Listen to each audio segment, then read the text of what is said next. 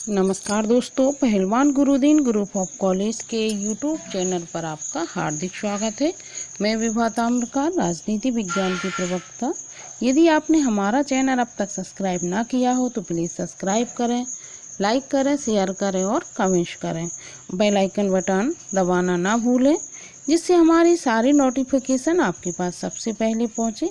आइए दोस्तों, आज हम पढ़ाते हैं स्वतंत्रता और समानता का संबंध। स्वतंत्रता और समानता में क्या संबंध होता है, इससे संबंधित जानकारी हम आपको देंगे। जैसे स्वतंत्रता और समानता के पारस्परिक संबंध के विषय पर राजनीति शास्त्रियों में मतभेद है कि स्वतंत्रता का संबंध क्या है और समानता का क्या है, इन दोनों में संबंध। तो इसमें मतभेद है। कुछ व्यक्तियों द्वारा स्वतंत्रता और समानता के लोक प्रचलित अर्थों के आधार पर इन्हें पारस्परिक विरोधी भी बताया गया है और उनके अनुसार स्वतंत्रता अपनी इच्छा अनुसार कार्य करने की शक्ति का नाम है, कि स्वतंत्रता अपनी इच्छा अनुसार कार्य करती है, जबकि समानता का तात्पर्य प्रत्येक प्रकार के सभी व्यक्तियों को समान समझने से है। इन व्यक्तियों का विचार है कि यदि सभी व्यक्तियों को स्वतंत्रता प्रदान कर दी जाती है तो जीवन के परिणाम नितांत असमान होंगे और शक्ति के आधार पर भी व्यक्तियों को समान कर दिया जाए तो यह समानता व्यक्तिगत स्वतंत्रता को नष्ट कर देगी। इतना कर दिया जाएगा तो व्यक्तिगत स्वतंत्रता को यह नष्ट कर देगी। केवल सामान्य व्यक्ति ही नहीं वरन डी टॉगविले और लॉर्ड एक्टन जैसे राजनीतिक विज्ञान के प्रसिद्ध विद्वानों का भी यह विचार है कि स्वतंत्रता और समानता परस्पर विरोधी है। इसमें लॉर्ड एक्टन एक स्थान पर कहते हैं कि समानता की उत्कृष्ट अभिलाषा के कारण स्वतंत्रता की आशा ही व्यर्थ है। लॉर्ड एक्टन का एक कथन है कि जब समानता की उत्कृष्ट अभिलाषा के कारण स्वतंत्रता की आशा व्यर्थ हो जाती है, किंतु टॉकविले और लॉर्ड एक्टन आदि विद्वानों का यह विचार सत्य नहीं है। लॉर्ड एक्टन आदि विद्वानों द्वारा स्वतंत्रता और समानता के जिस रूप की कल्पना की गई है, स्वतंत्रता और समानता का वह रूप ना तो समाज में कहीं प्राप्त है और ना ही राजनीति विज्ञान में स्वतंत्रता और समानता को उस रूप में स्वीकार किया गया है। इस संबंध में लास्की लिखते हैं कि डी टॉकविले और लॉर्ड एक्टन के मस्तिष्क में स्वतंत्रता के प्रति उत्कृष्ट अभिलाषा होने के कारण ही उनके द्वारा स्वतंत्रता और समानता को परस्पर विरोधी समझा गया, किंतु यह एक गलत निष्कर्ष है और उनके द्वारा समानता का तात्पर्य गलत रूप से लेने के कारण ही ऐसा किया गया है। सभी व्यक्तियों को अपनी इच्छा अनुसार कार्य करने की स्वतंत्रता को हॉब्स के बर्बर समाज में ही प्राप्ति थी। जो हॉब्स ने बर्बर समाज का प्रतिपादन किया था, ज़्यादा स्वतंत्रता वही हो सकती है व्यक्तियों की, जिसमें वास्तविक अर्थ में कोई भी स्वतंत्र नहीं था। इसी प्रकार सभी व्यक्तियों की प्राकृतिक समानता या आय की समानता को स्वप्नलोक की वस्तु है, जिसे समानता पर आधारित साम्यवादी शासन की व्यवस्था के प्रमुख स्टालिन ने भी मूर्खतापूर्ण बकवास कहा है। तो राजनीति विज्ञान में स्वतंत्रता और समानता का जो तात्पर्य लिया जाता है, उस अर्थ में स्वतंत्रता और समानता विरोधी नहीं वरन पूरक है। स्वतंत्रता की ठीक परिभाषा करते हुए कहा जा सकता है कि स्वतंत्रता जीवन की ऐसी व्यवस्था का नाम है जिसमें व्यक्ति के जीवन पर न्यूनतम प्रतिबंध हो, विशेषाधिकार का नितांत अभाव हो और व्यक्तियों को अपने व्यक्तित्व के विकास हेतु अधिकतम सुविधाएं प्राप्त हों। इसी प्रकार समानता की यही रूप में परिभाषा करते हुए कहा जा सकता है कि समानता का तात्पर्य ऐसी परिस्थितियों के अस्तित्व से होता है जिनके अंतर्गत सभी व्यक्तियों को व्यक्तित्व के विकास हेतु समान अवसर प्राप्त हो। इस प्रकार उस असमानता का अंत हो सके जिसका मूल सामाजिक वैषम्य है।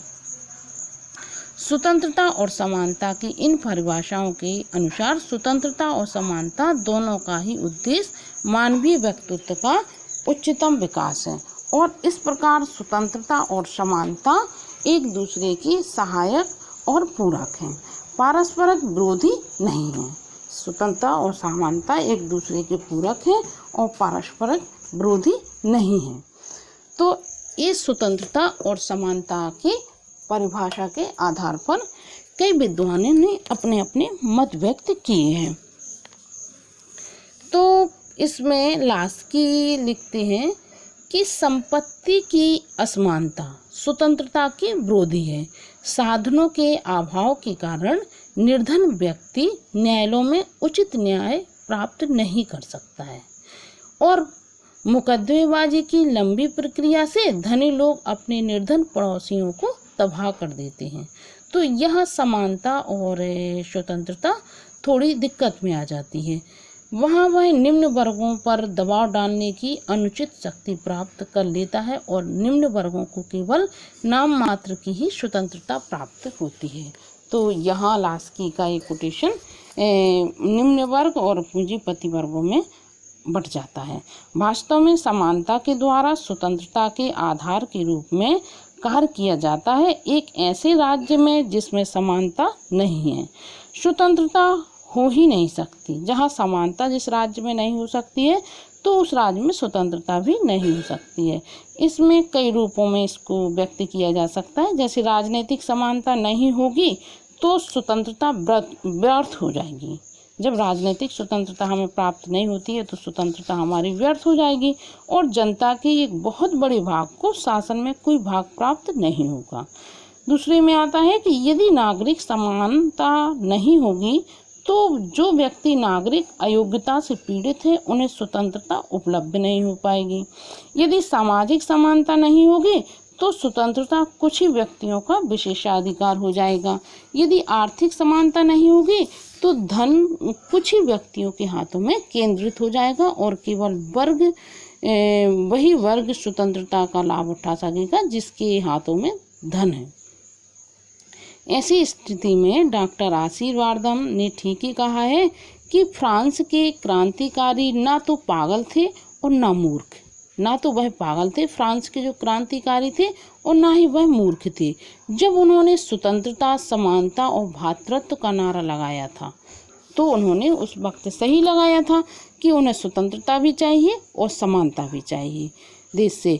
तो उन्होंने नारा लगाया था कि हमें स्वतंत्र करो, समानता और हम लोगों में भाईचारे का नारा उन्होंने दिया था। इस पे एक सच्चाई है कि एक विचारक लिखते हैं कि इस सच्चाई को एक ही वाक्य में इस प्रकार व्यक्त किया है जैसे स्वतंत्रता की समस्या का केवल एक हल है और वह हल है समानता में नहीं। हम स्वतंत्रता तो चाहते हैं लेकिन हमें समानता भी साथ में मिलनी चाहिए। जब हम समान होंगे, हर चीज़ में हमें समान अवसर मिलेंगे तभी तो हम स्वतंत्र हो पाएंगे। वास्तव में स्वतंत्रता और समानता मानव जीवन सरिता के दो तट हैं। ये मानव कल्याण रूपी रथ के दो पहिए हैं। सत्य तथा शिव का जो अभिन्न अंग है वही मानवीय जीवन में स्वतंत्रता और समानता है।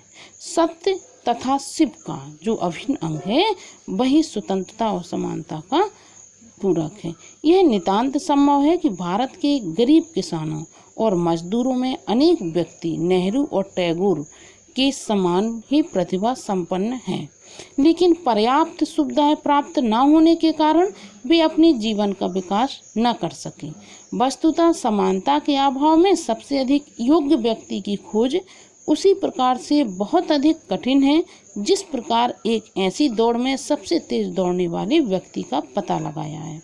इसके अंतर्गत प्रतियोगी अलग अलग स्थानों में दौड़ शुरू करते हैं। इस प्रकार स्वतंत्रता और समानता एक दूसरे की पूरक और सहायक है।